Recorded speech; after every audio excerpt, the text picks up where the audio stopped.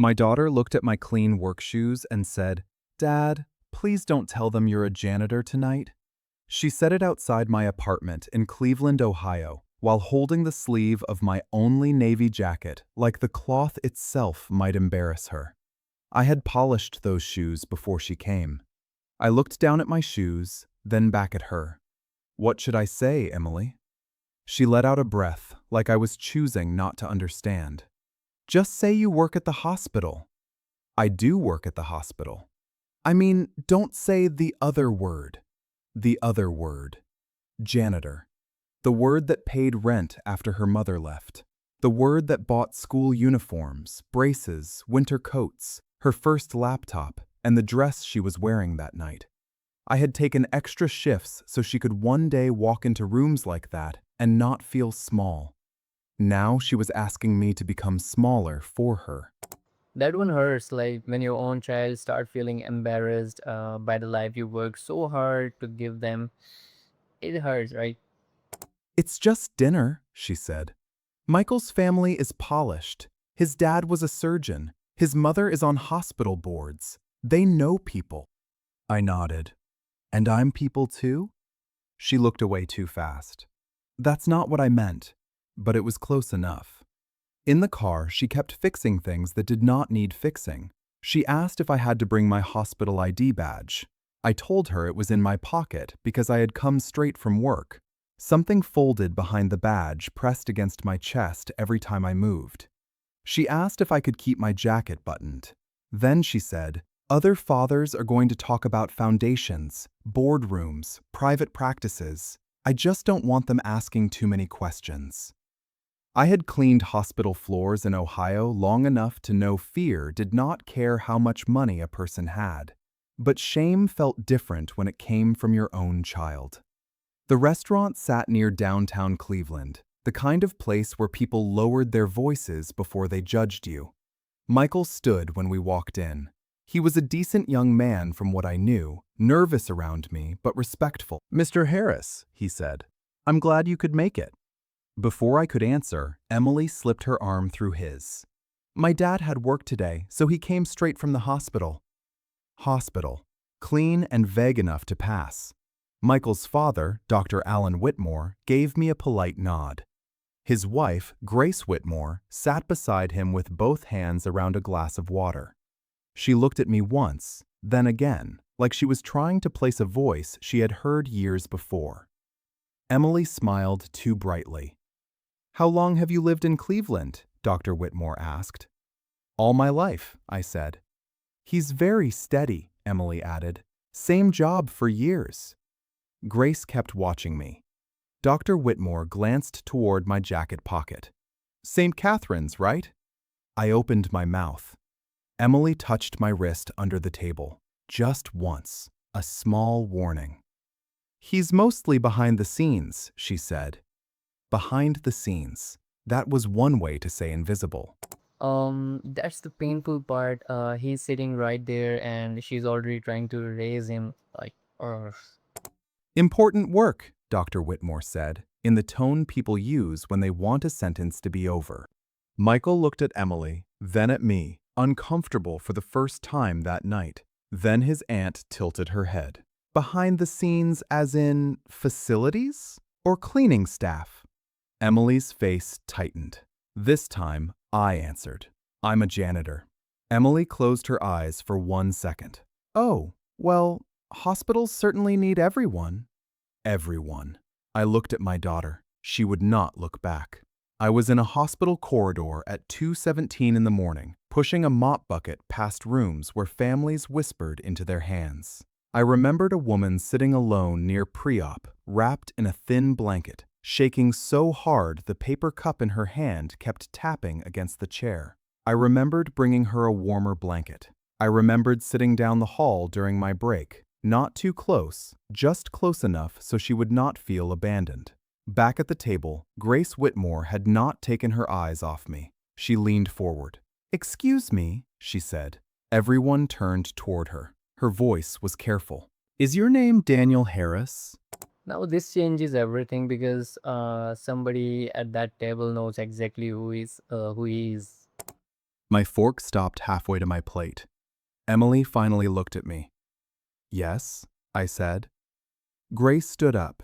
She stood slowly, like her body remembered before the room understood. Daniel, she said, I knew it was you. Dr. Whitmore frowned. Grace? But she was looking at me with wet eyes.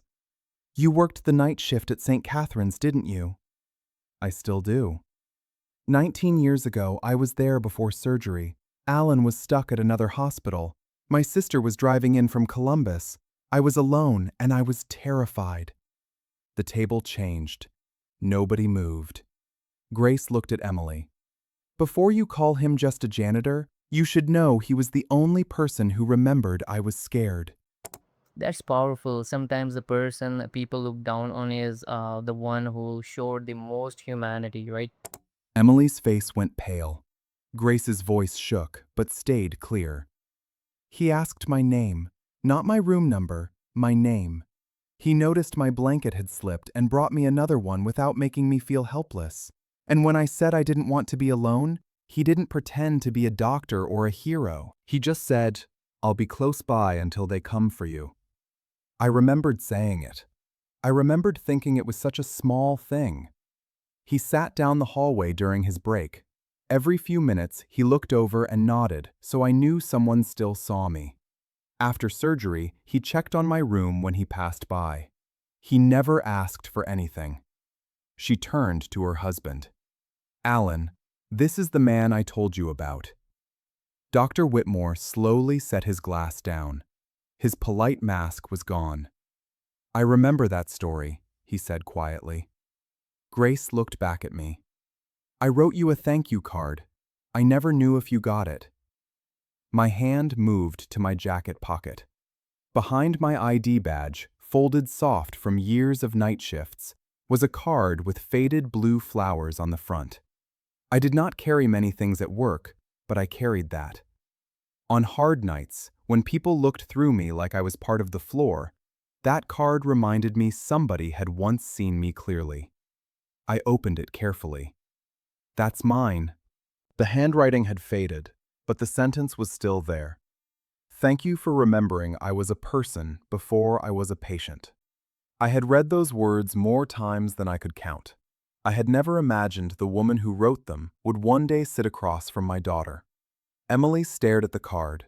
Her lips parted like she wanted to speak, but nothing came out. Michael looked at her too, not angry, just disappointed in a way that seemed to hurt more. When she sat down again, the room was different. Dr. Whitmore asked me real questions then. How long I had worked nights, what people misunderstood about hospital cleaning, what the hardest part was. I answered simply. I told him floors mattered when people were weak enough to fall. I told him clean rooms mattered when bodies were fighting infection. I told him sometimes the smallest kindness happened outside the chart. Emily kept her hands in her lap. She looked smaller than when we walked in, not because anyone had made her small, but because she finally understood what she had been trying to shrink. After dinner, she followed me outside before the valet brought the car. Dad, she said.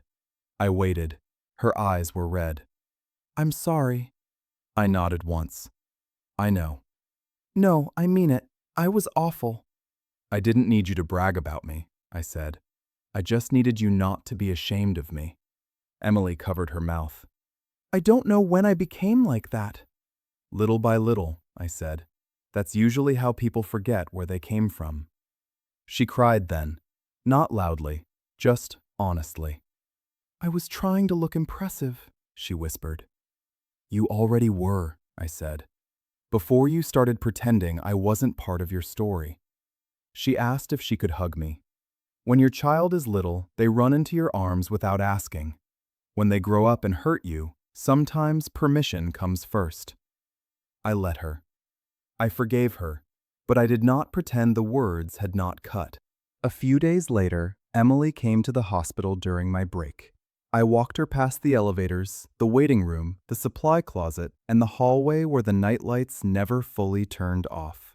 She watched nurses nod to me. She watched a security guard call me by name. She watched a tired woman outside pre-op smile when I brought her a blanket before she even asked.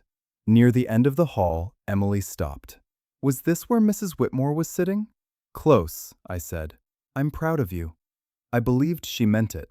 But pride said after shame has to be rebuilt slowly. So I just nodded. Then don't hide me again. She shook her head. I won't. That night, I clipped my ID badge back onto my shirt and went back to work. A man in room 314 asked if I could adjust his blanket because he could not reach it. I did. His wife thanked me like I had done something bigger than it was. The world may respect titles, but people remember kindness. And sometimes, the job someone tries to hide is the very place where your dignity was seen the clearest. That was the whole story. I hope you guys like it.